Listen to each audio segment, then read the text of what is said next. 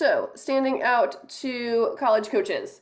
So I'm just going to kind of touch on a couple different things with you guys. If you have questions, drop them in the chat, or I can stay on afterwards and we can chat as well. So the biggest piece of talking about standing out to coaches in general is that every coach is different and every coach places value on different things, which can make it really hard and confusing sometimes. So some examples of this, like I know some coaches who absolutely love to get video. I know some coaches who hate video and are only recruiting kids that they can see out in person. I know some coaches who use social media a lot, more the coaches who are 30 and younger. Usually the older coaches tend to not like social media. So it really depends on looking at how much that coach uses their social media to see if they're a coach that's going to look at it.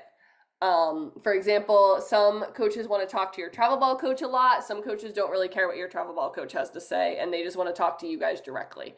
So it really depends, again, on that coach and what they value and what's important to them as they're taking a look at you guys.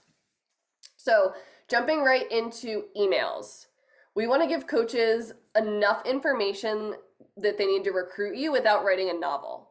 So most coaches aren't reading the entire email. They really just skim it for important information. So for example, when I was a college coach, this is the one that always stands out to me the most. It was like May, in the middle of my season. I was working like 75, 80 hours a week, and a kid sent me an email and half of her email was about prom, which is awesome. I'm so glad this kid loves prom. I'm so glad that she had an amazing experience. But as a college coach, I don't need to hear about that experience. I need to know how your high school season's going, sending me video updates, all of that. And then once you guys create a better relationship with coaches, like let's say if I had a phone call with that kid that week and I was like, oh, hey, like, how'd your week go? What's been going on in your world? She can bring up like, oh my gosh, I went to prom. I had so much fun with my friends. We had a couple games. Like that's more of an on the phone thing you bring up. It's not necessarily something you want to write a novel about in your email. Another big one that kids tend to talk a lot about in emails is community service, which is important and is something that we can touch on in emails, but that's not something that should take up the majority of your email, because if you spent a bunch of time on the weekend volunteering at the SPCA with the cats and the dogs, that's great, but that doesn't help that coach decide whether they want to recruit you or not. That's kind of like one of those added things of like, okay, like she's a good human, she's invested in her community, that's great. But if you're a good human and invested in your community, but you're an outfielder and I need a shortstop, or you're a nursing major and I don't have nursing, none of that's really going to matter. So looking at what information they need versus all the other extra stuff that's going on in your world.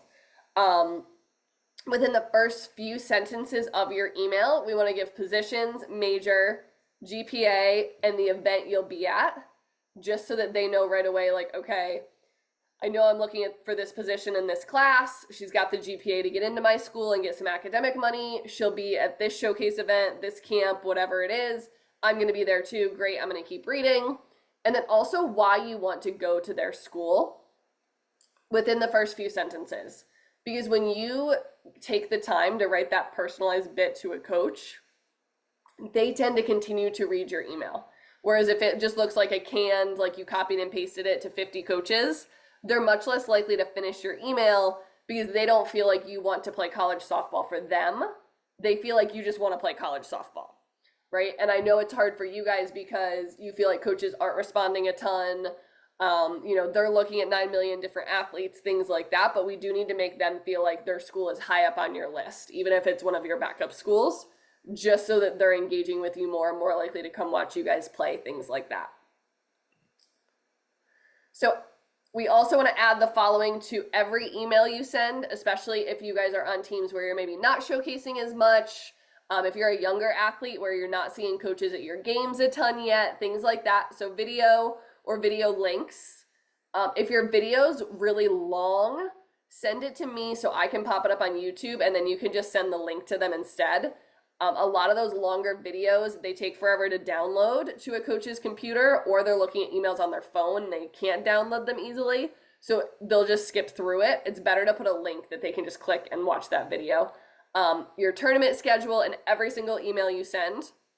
We always want to send emails like that coach hasn't read an email from you before.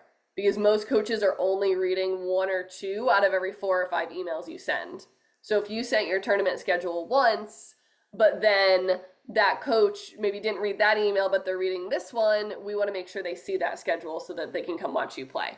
Any links, so like profiles, like your profile on my website, team pages, if your team goes live a lot in their Facebook group, you can put that up, things like that, where it's going to help coaches kind of get more information on you and that kind of stuff. We want to email so often that you feel annoying. And that's one of the easiest ways to stand out to college coaches, because again, they're only reading 1, maybe 2 out of every 5 emails you send, unless you're a top 5 athlete. So I think I've showed you guys this before, but like coaches are tiering you guys out into their top athletes, kind of their middle tier, and then their backup plans. So if you're not one of those top 5 kids, they're not necessarily recognizing your name every time it comes through until they see your name more often. And looking at, again, let's say they read email 3, but not email 1 or 2. Does email 3 have all the information that they need? I was talking to a coach friend probably about a month ago, right at the beginning of season, and she was like, Quincy, I have 2,000 to 2,500 emails to get through before showcase season starts. And she's like, I might only get through 100 or 200 of them a day right now. So if you're email number 2,000 out of 2,500, she's not getting to your email for a really long time. Or maybe she's just clearing out her inbox and deleting them because she's really overwhelmed. Whereas if in that 2,000 emails, you've sent 6 or 7 emails, maybe you're in that top 200 and she's getting to your email. She's just not getting to all of them. And again, you're trying to stand out in usually thousands of emails. And what feels really annoying on our end is actually helpful to a coach trying to weed through all of them, because then they're seeing your name and going through the process with you more. And the hardest part about this is you guys are sending a lot of emails and you're not getting a ton of responses back always. So it feels like, oh, why should I continue to email this coach if they're not responding? Like, why should I do this if they can't take 2 seconds to respond to me? And a lot of times, especially for you guys who are 26s and 27s, they're maybe not on your class yet. So coaches will just take your email and they'll throw it over into a folder labeled with your grad year, and then once they're ready to look at that class, they'll open that folder and see like, okay, who's been reaching out consistently, even if it's 6 months from now. So even if they're not reading them, when they go into that folder, that helps you out when they're ready to look at your class. So by sending a lot of emails, we're really playing the long game versus hoping, okay, I'm looking for a response tomorrow, and that piece of it.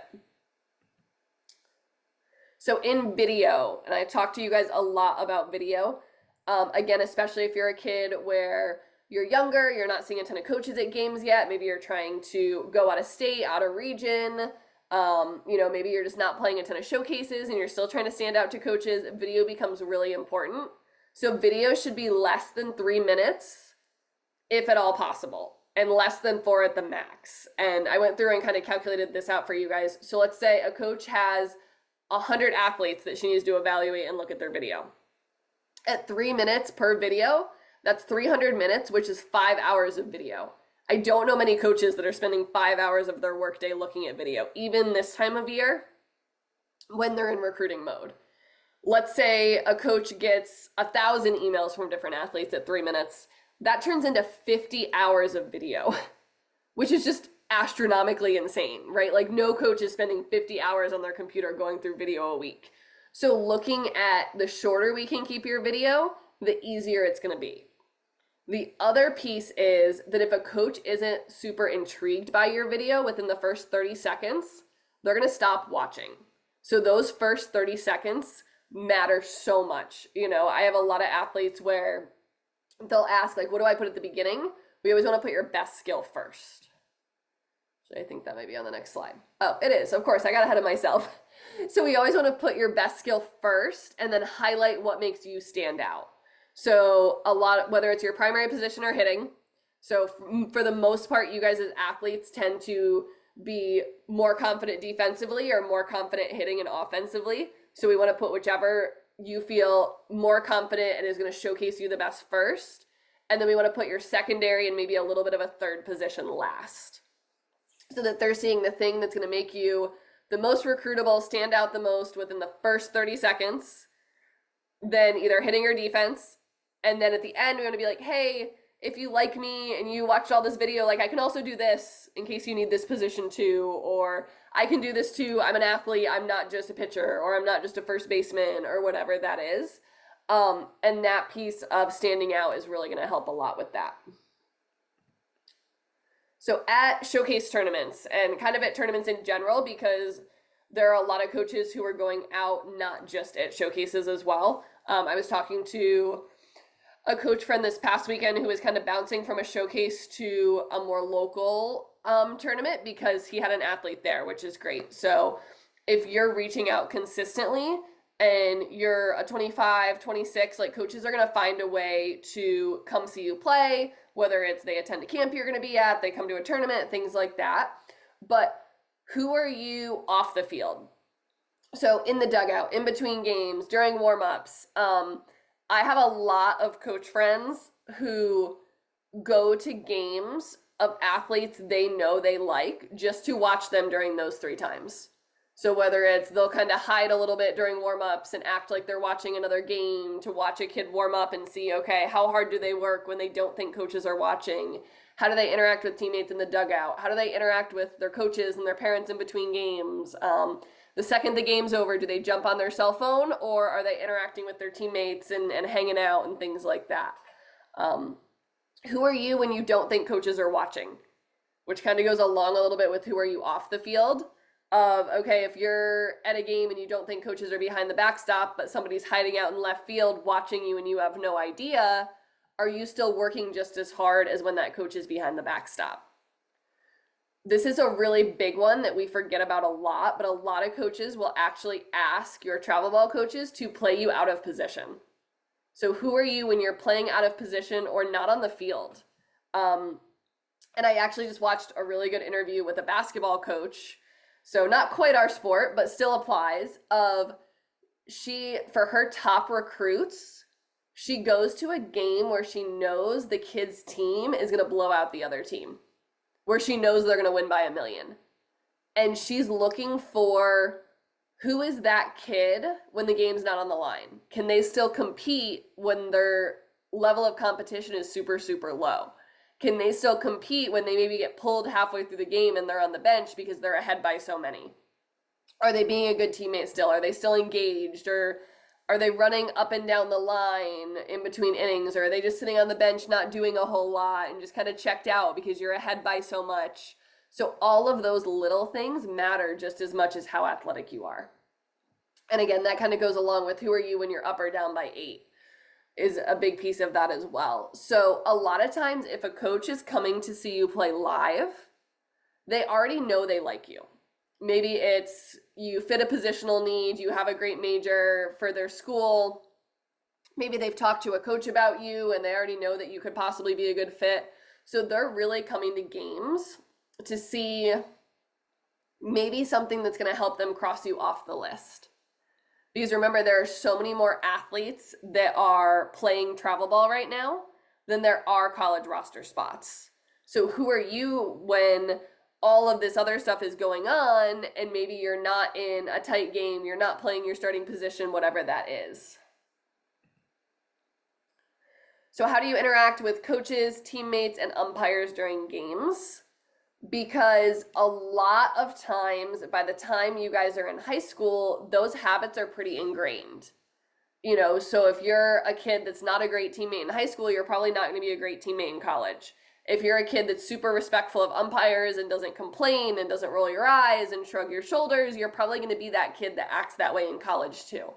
So I'll use this as an example. I have a friend who recruits a lot of athletes out of region. So he recruits a ton based off of video, which isn't always super easy to do. But one of the things he looks for when he watches a kid's video is how their teammates react when they succeed. So, for example, this kid sent across a highlight video that had like 4 home runs on it. And the way her teammates ran out of the dugout when she hit a home run was just kind of like very lackadaisical, very, oh, okay, like we'll run out to the plate, like she hit a home run, whatever, okay, cool, let's go back into the dugout. And that was happening like pretty often as she was hitting home runs because she was a really strong hitter. So she was sending a lot of home run highlights, right? And so he went through because she was an out of region kid that he didn't really know well and couldn't get out to see play much. So he went through and watched a couple of her like athletes go live or game changer, like full games, because this was an athlete he was really interested in. And it turns out that whenever that athlete succeeded, her team was kind of like, okay, cool, like let's move on. Whereas when her teammates succeeded, her teammates got really, really excited and hyped for those teammates. So he kind of dove a little bit deeper into that athlete, called more coaches about her. He called some opposing coaches that he knew that played her team a lot. And they all kind of said the same thing of like, oh my gosh, she like hits bombs, but she's just not a good teammate. So he stopped recruiting the kid because of the way her teammates interacted with her. And that was a little bit of a red flag for him, which I thought was really interesting. And that's not something we talk about a lot or really see a lot of either. The other piece of playing at tournaments in front of coaches is taking advantage of the extra opportunities. So your warm-ups in between innings. So for outfielders, how fast are you transferring and getting that ball back to the other outfielder?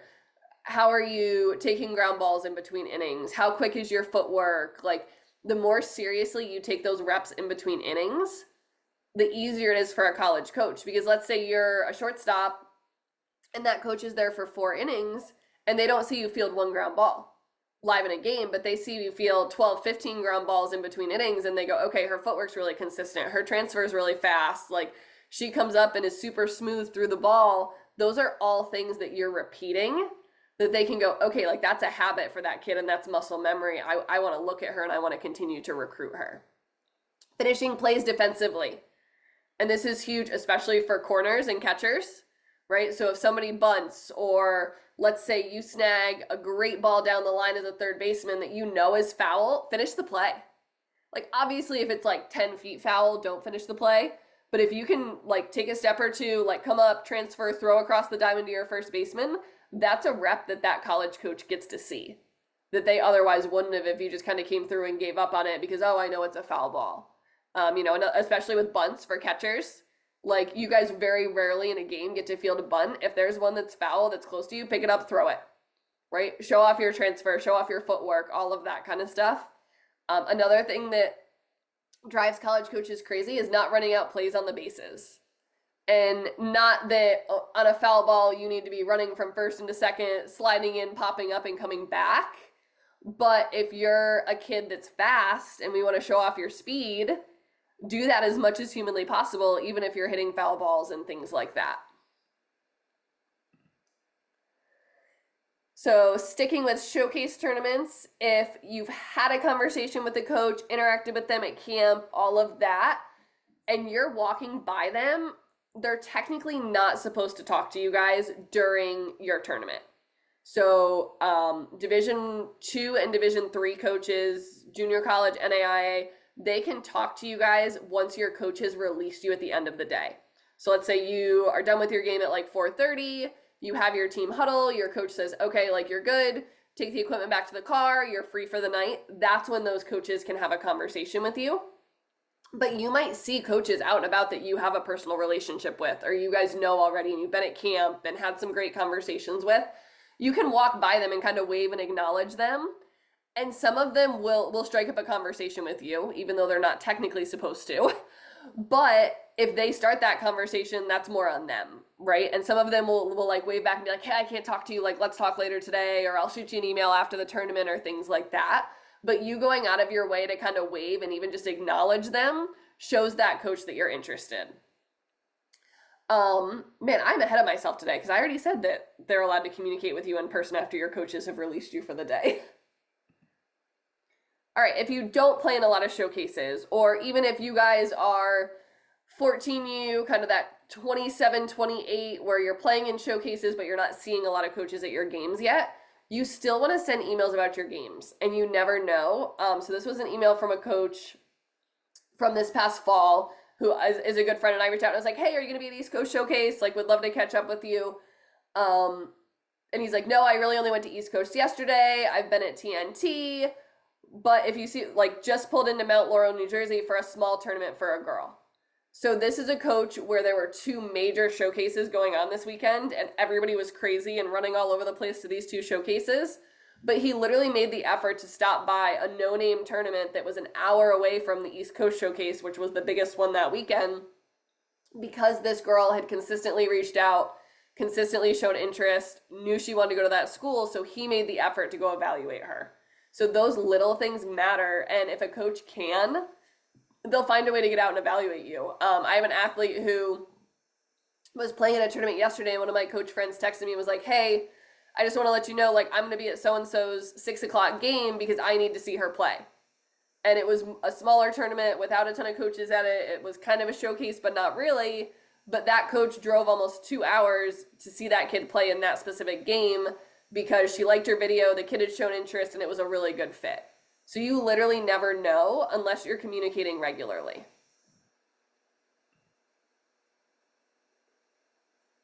So again, if you're not playing in a ton of showcases, your follow-up to coaches after tournaments is going to be a little bit different, and that's okay. You know, and even if you are playing in showcases, but let's say you're trying to go to school out of region where the coaches that you're reaching out to aren't attending your showcases, this kind of applies to you guys too. So again, that follow-up is going to be different, and it's more of a focus on good video since coaches aren't going to see you play live as much. And that good video needs to be more zoomed in, less of you guys as little dots on a field, things like that. Outfielders, I know it's tough for you guys, but looking at good video and good follow-up of this is how I did this weekend, this is how my team did, here's the video to kind of share and all of that. And that's something where if you guys have a great standout weekend and you want me to throw together like a quick highlight clip to send out to coaches with your next round of emails, if you get that stuff to me like Sunday night, Monday morning, I can get that turned around so you can email it out to coaches, inviting them to your next set of showcase tournaments as well. And the other piece, kind of going back, I know I've talked about this a lot, but the more interest you show, the more a coach is going to make that effort to come watch you play within reason. And again, I already gave a couple examples of that.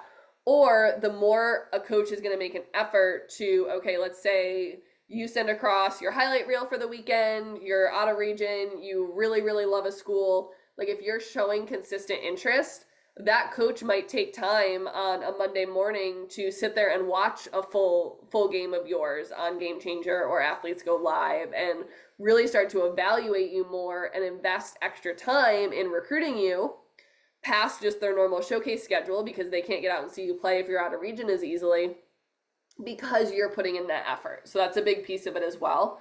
The follow-up sometimes matters just as much, if not more, than you reaching out ahead of the tournament. So reaching out ahead and then the follow-up, you're hitting them twice about the same tournament, which is great, but then you're also showing interest as far as like, hey, I want to reach out, things like that. The other thing, if you're a 2025 or a 2026 who can talk to D2 coaches already, ask for feedback. So instead of just sending them a video of how your weekend went, say, hey coach, here's some of my highlights from the weekend. If you have any feedback on my swing, or, you know, I struggled with this defensively, I'm working on making my transfer faster. Do you have any drills that you do with your team to help make your transfer faster? Like, reach out and see if they can help you get better too. Because college coaches aren't recruiting who you guys are today. They're recruiting who you're going to be in 2, 3, 4 years when you're on their rosters. So if you're already showing an interest in, hey, I want to get better, like I want to keep excelling at softball and I have goals that I want to reach, not only to play college softball, but also to get there and be an impact player right away, take in that feedback from those coaches. And the other thing is when you ask for feedback, coaches are more likely to respond because you're not just saying like, oh, hey coach, here's how my weekend went. And what is their response to that? It's probably like, oh, that's great, you know, keep me posted on how your next one goes, versus, hey coach, here's how my weekend went, here's some video I wanted to send across, you know, this went really well, I'm working on this, like, can you take a look, do you have any feedback on my swing, like what can I work on, what drills do you suggest? That is going to start a conversation with that coach, and maybe that coach even takes it a step further and goes, hey, I'd love to set up a phone call about this. Or, hey, let's set up a Zoom call so I can show you some of the drills we do here and things like that. And if a coach does that for you and invests that amount of time in helping you get better, that also tells us that they're probably somewhat interested in you as an athlete for their program as well, which is great. So at camps, and I know some of you guys hate camping, but it's a very necessary thing. So pre-camp communication to coaches is key. So if you make the effort ahead of time to show interest, talk about who you are, all of that, coaches are more likely to watch you, especially in a world where coaches are using camps for fundraising money, in a world where these companies are hosting camps and bringing in 10, 15 coaches and bringing 300 athletes in, or that's probably a little bit much, probably 100 athletes in. It's hard to stand out in those situations if a coach isn't already looking for you. But if you reach out to a coach and say, hey, coach, I am coming to this camp specifically to work with you. I love your school. This is why I want to look at your school and play for you. I would absolutely love if you could evaluate me this weekend. I'll be in this jersey. I'll come say hi in the morning. Like, I really want to work with you and I'm really looking forward to it. That coach is going to look for you because you've already shown interest in their school. And that's half the battle of, okay, am I a good fit for you? Are you a good fit for me? You're already telling a coach, hey, you're a great fit for me. Like, I want to be evaluated. I would love to get to know you more. The other thing, day of, especially if you are at one of those camps that's like on somebody's campus, they're doing a campus tour, like it's one of the more like smaller intimate camps and not necessarily a big like company run camp, is communicating with everybody else. So a lot of times we're really, really focused on putting all of our attention on getting the attention of the coaches, but there are a lot of other people that day that are going to evaluate you and give feedback to the coaches as well. So start with college players. When I was a college coach, and a lot of my college coach friends do this too, they'll tell their college athletes and even give out a sheet of like, these are our top athletes who are coming to camp. Or these are the kids who have reached out and shown interest before camp. Take notes on them. Let me know what you think, all of that. And that college coach isn't necessarily looking for feedback on their swing or feedback on their footwork or what position the college athletes think they can play. They're looking for feedback on what kinds of questions did they ask you guys? How did they interact with you? Are they an athlete who you think could fit our culture? Are they somebody that you would want to be a teammate? Right? Those are the things they're looking for when they ask about their players. And if those college players can't remember you, they can't give feedback to the coaches about you. So really interacting with those players is huge. Another thing, like trainers, support staff, sometimes coaches will bring in like their strength and conditioning coach. And one of the small things you can do is not only reaching out to thank the coaches after camps, but reaching out to, like, let's say they bring in a strength and conditioning coach. Like, do your best to remember that coach's name and then send that coach an email. Or if you interacted with the trainer a lot and they helped you, if you got ice from a trainer afterwards, like, ask the trainer, like, why did you choose to work here? Why do you like this college? Like, what do you think of the athletic programs here? And strike up a conversation with the trainer because they're somebody that's going to give feedback to that head coach as well. Like, when I worked camps, a lot of times my trainer, because they were really invested in the growth of the athletic programs too, they would, if they had a great conversation with a kid, they would tell me as the head coach and say, hey, I don't know if this kid is on your radar, but she was super respectful. Like, she asked a lot of good questions. Like, she was an awesome kid to work with after camp. And I just wanted to let you know. So you never know where those recommendations can come from when you're on campus. It's the same thing if you do a campus tour, like after camp, or an admissions counselor comes in to talk to you guys at camp, like reach out to that admissions counselor, because then that admissions counselor will put a note in your file of when they go to look at your application, when they go to look at your financial aid and be like, oh my gosh, this kid was awesome, she was on this tour, she asked great questions, she seems super interested. That's going to help you guys with admissions as well. Another big thing, and this is a super easy way to stand out at camps, is being coachable and buying into trying new things. So the amount of coaches who specifically do drills at camps that are super, super high level to see you guys fail is kind of crazy. So coaches don't just want to see you succeed all the time. And they don't just want to see you in situations where you're really comfortable. Like, they're going to try and make you fail so they can see how you react. And they can see if you buy into trying new things. And I see this a lot, especially with like pitchers, catchers, and hitters. defensively, everybody usually teaches about the same. I had a coach friend who was like, yeah, I showed a kid a screwball, not because I wanted her to throw a screwball, but I wanted to see if she would try it and how she would pitch when she was uncomfortable and, things like that. Or there are coaches where they'll say like, hey, on this drill, I want you to start with your hands here instead of here where you normally do. Like let's see if we can create some better bat path, just to see how that kid will react to making that change and maybe failing a little bit at first before they really buy into, okay, how do I do this? Like, how do I work through it? Things like that. Because when you get to college, coaches are going to change things because their job is to not just kind of let you play for the next 4 years. A big part of their job is, how do I make this kid better now that she's on campus? And maybe that's tweaking some of your swing. Maybe that's adding a new pitch, things like that, because they're trying to turn you into a college athlete, which is something you guys have never done before. And yes, what you did got you there, but they're looking to truly make you a next level impact player too. So what you wear matters. And I know this sounds really, really silly, but choose the uniform combination that's going to make you stand out the most. And when you email that coach before camp, tell them exactly what you're going to wear. Hey, my name's so-and-so. This is my team name. I'm number 7. My team colors are black and purple. So that then they can connect your name to your jersey and to your color. I have some kids where they wear funky socks. I have an athlete who wears white socks with her team colors polka dots to every camp she goes to. And she tells coaches that ahead of time in her emails of like, hey, I'm so-and-so, here's my jersey color, here's my team name, I'm this number, but I'm also the kid that's in the polka dot socks, so you can't miss me. And it's kind of a running joke with that kid, but college coaches know who she is. She's the kid that wears the polka dot socks. So it makes it easier for them to evaluate her and connect her to the name in her email because she does something to stand out. And that piece of it. Always say yes to the campus tour. Even if you go through camp and you're like, I don't know if this is for me, like I didn't get a great vibe from the coach, still go through the tour, check it out, ask questions, things like that, because you literally never know. Another big piece is for you guys who are a little bit younger, and even 2025s right now, like coaches are constantly changing jobs. So you might really interact with an assistant coach that you absolutely love, but the school isn't a great fit for you. Maybe that coach jumps to a head job somewhere else, or they leave and become an assistant somewhere else.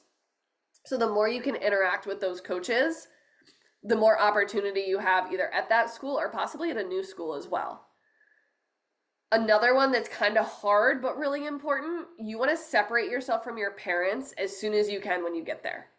So you guys as athletes should be walking up to check-in kind of on your own. You should be leading check-in, all of that stuff. If they give you the numbers that you have to pin to your jersey, like you can ask a parent for help with that. But once you get there and are kind of settled, make new friends, go ask the college athletes questions, things like that, because coaches are looking for that. Like, how do you interact with your parents? And can you be your own person away from your parents once you get to camp is really important as well. Camping with teammates is great, especially if you guys are younger and you're kind of new to camping and it's really uncomfortable. But we also want to show that you can connect with new people and aren't glued to those teammates all day. The other thing that happens is if you run with a pack of 4 or 5 teammates all day, it's hard for you to stand out because coaches will go, oh, like she was one of the Batbusters kids, she was one of the Fusion kids, like, but which one was she? Whereas if you separate yourself a little bit and connect with new people, and even if it's like throwing overhand with somebody new or grouping up with somebody new for hitting, it helps make you stand out a little bit more than just running with the same pack of kids kind of in the same colors and all of that all day long. So looking at post-camp communication, this is a big one too, especially for you guys who can't talk to coaches yet because of the communication rules, because coaches are allowed to respond to emails about camps. So they can send you camp information, and if you reach out and talk about a drill or ask for, what other drills do you guys do to work on this and things like that, coaches technically can respond to those emails. So talking about a drill you learned, like I think of, okay, one of the things I'm working with one of our hitters on right now is really keeping her hands a little bit tighter to her body and not casting her hands out. So maybe that coach taught you a new drill to work on that, and you can say, oh my gosh, I incorporated this into my workout on Monday and Tuesday. It was absolutely great. Do you have any other drills you can suggest that would help with that? So if you're a younger athlete, a coach can respond to you and say like, oh my gosh, we do drill X, Y, and Z at practice because it's about camp. The other thing we want to do in post-camp communication is talk about specific interactions you had with players.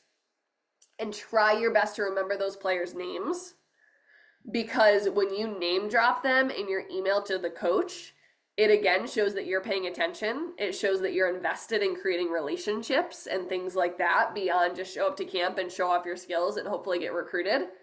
And it also gives that coach an opportunity to say, hey, like I just got this email from this kid. She said she had a great conversation with you. Can you tell me about that conversation? And that means that you're brought up more, that coach is getting more feedback on you, things like that too.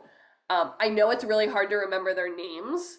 So one of the things I would suggest doing is as soon as you get in the car on your way home from camp, pull up that team's roster and look at, okay, like I talked to the blonde girl, she said she was a freshman. I'm gonna go through and see like who it would be on their roster, and then just like screenshot it or put their name in your notes. So then when you go to email that coach later that day or the next day, you remember. Whereas a lot of times when we go, 24, 48 hours later to sit down and write the email, you can't remember that kid's name. So it's hard. It's like, oh, well, I talked to players about this versus, oh, like I talked to Abby. She said she was a freshman. I learned so much from her. That coach can then go directly to Abby. So asking questions about things you learned at camp, we already covered. We, of course, want to invite them to watch you play the rest of the summer. So again, sending out the rest of your tournament schedule. So date, tournament name, and then location. And then if you have a tournament that upcoming weekend, make sure you send all your game information for that as well. And then, of course, emailing support staff. We already talked about that on the last slide. So social media, and I could talk about social media forever. Because social media tends to hurt athletes as they try and make relationships with coaches a lot more than it helps them. I know a lot of you guys have heard this a ton from me, but we want to like and interact with college coaches' posts. We don't want to tag them in our own posts, because that just broadcasts to the world what coaches and what schools you're looking at, which doesn't always help us. The more private we can keep what schools you're targeting, the better off we're going to be, because then coaches don't necessarily know and compare themselves to other opportunities you're looking at. So for example, when I was a D2 coach, there was a kid that consistently said, oh my gosh, I'm so interested in your school. I'm so interested in your school. But she was tagging me and then 9 Division I schools in her tweets. So she really wasn't interested in my Division II school. She was just keeping me on the hook as one of her backups, because every other school she was tagging was a Division I school. So I stopped recruiting her because I didn't want to be a backup, right? I wanted to be the school that kids wanted to come to for the experience and for the school, not just because, oh, like I didn't get the D1 offer, so I need this D2 school. Another thing that happens a lot is if a coach comes to your Twitter page and sees you tagging 20 other schools, they're going to go, oh, well, she's already narrowed down her schools. Like, I'm not going to waste my time. I'm going to go look at another athlete. So by tagging schools and broadcasting who you're looking at, it actually hurts you as you're trying to create relationships with other schools, because coaches that you don't even know might be evaluating you and looking to reach out. And they're going to your Twitter page to see like, okay, where's she at in the process? Like, who's she reaching out to? All of that. So sending those personalized emails is going to be way more beneficial and get you way further with coaches than just tagging them on Twitter. We want to use Twitter more as a portfolio than as a way to get a coach's attention. So if we are linking, let's say you put up a tweet with a couple highlight videos from the weekend and some information. When you personally email that coach, you want to link your tweet into your email and say like, hey coach, would love your feedback. I had a great weekend at the plate, wanted to send you some video, would love any feedback you have on how I can make my swing better.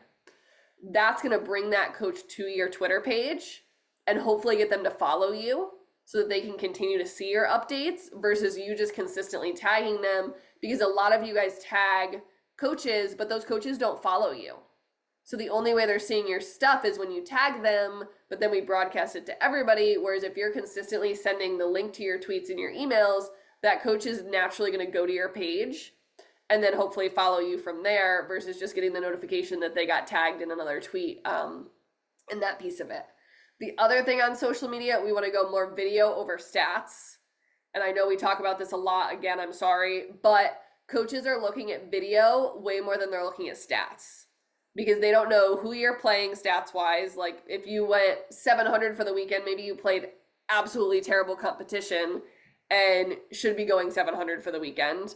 They also don't know who's keeping your stats. Like Susie Joe's grandma's doing her absolute best to run Game Changer, which is super stressful, but she missed a whole inning. Or, she marked, if you're a pitcher and she marked 3 things as hits that should have been errors, so your ERA went up, or like coaches know those things happen and they're not going to judge you guys for them, which is why they prefer to see video anyways, because they can see your mechanics. And they can also see the level of competition you're playing too. So if you went 8 for 9 against terrible pitching for a weekend, are you going to go 8 for 9 off of D1 pitchers throwing 65 too? Right? And it helps them really evaluate you guys more as well. We want to balance the self-promotion with the team promotion and showing that you're a team player and being supportive and all of that without retweeting every teammate's tweet. So then like the stuff you're trying to get coaches to see gets lost in all of that.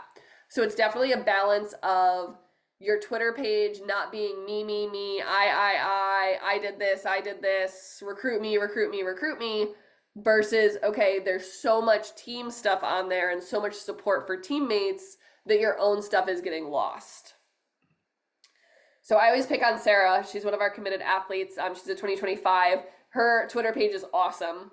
And I kind of went back through because now that she's committed, she doesn't have as many good things. But so one of the things that got Sarah a ton of attention from coaches was she, during her physics class, they literally had to like build a boat and it had to float with like her and her partner in it. She got more emails back and responses from coaches because of the way she posted about her boat being built than she did about a highlight video.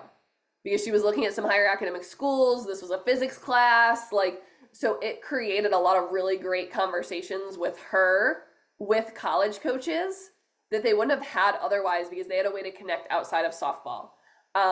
This is a really great way to kind of do the teammate promotion and also the self-promotion at the same time. So like this kid tweeted about working at practice. Sarah was catching for her. So Sarah retweeted hers and was like, oh my gosh, I got to train with one of my favorite pitchers. Can't wait to see what she does this high school season. While also doing a little bit of self-promotion where that coach can watch this kid's videos and see Sarah working on framing and blocking and all of that kind of stuff. Another one, so during high school season, a lot of kids will retweet local things like this where it's more like self-promotion, but she retweeted her personal thing of like, okay, she went 2 for 4 with a run in this great win, but then talked about the team. So what a team win, everybody contributed, such an energetic and fun game. I can't wait for 3 more weeks with this team.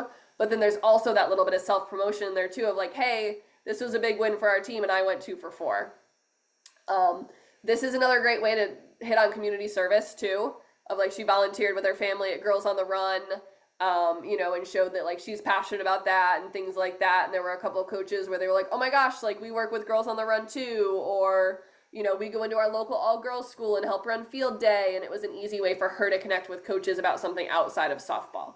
So we want to use it as that balance of, yes, we want to talk about softball a lot, but we also want to throw in some more of those like portfolio type things of what you're working on in class, some volunteer opportunities, things like that. And this was something she did with her family, and not because a team made her do it or a coach scheduled like a team community service day or something like that, which goes pretty far too, versus, just going and doing something because your team is doing it.